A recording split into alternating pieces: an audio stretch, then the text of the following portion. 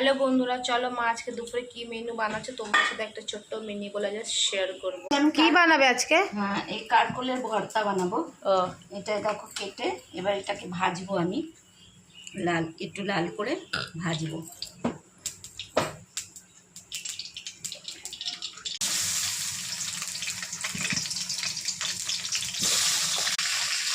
ভেজে নেবো একটু হলুদ দিয়ে দিচ্ছি, একটু নুন দেবো, এখন দিয়ে দিলাম করে ভাজা করতে হবে।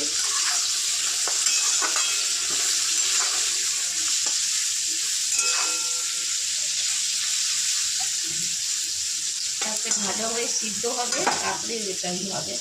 সিদ্ধ হয়ে গেলে এটা মিশিয়ে নিলাম। এবার এটার মধ্যে আমি পেঁয়াজ লঙ্কা সব ভাজবো, রসুন। দেখো পেঁয়াজ আগে লঙ্কাটা ভেজে নিই, এই লঙ্কা আর এখানে হচ্ছে কটা রসুন।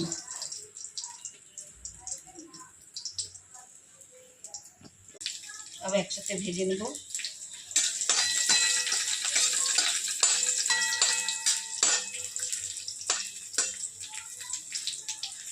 এই উঠিয়ে নিলাম।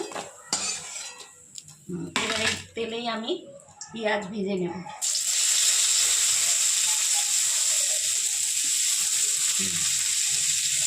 পেঁয়াজ ভেজে নিচ্ছি,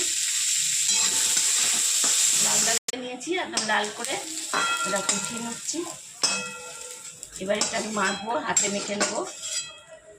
একটু ঠান্ডা হোক, পেঁয়াজটা ঠান্ডা হলে আমি মেখে নেব। ওটা নুন দিয়ে দিচ্ছি, এটা আমি হাতে মেখে নেব।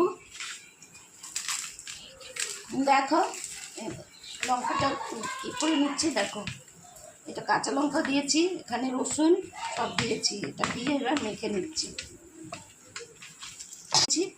হ্যাঁ, এবার ওপর দিয়ে একটু তেল দিয়ে দেবো।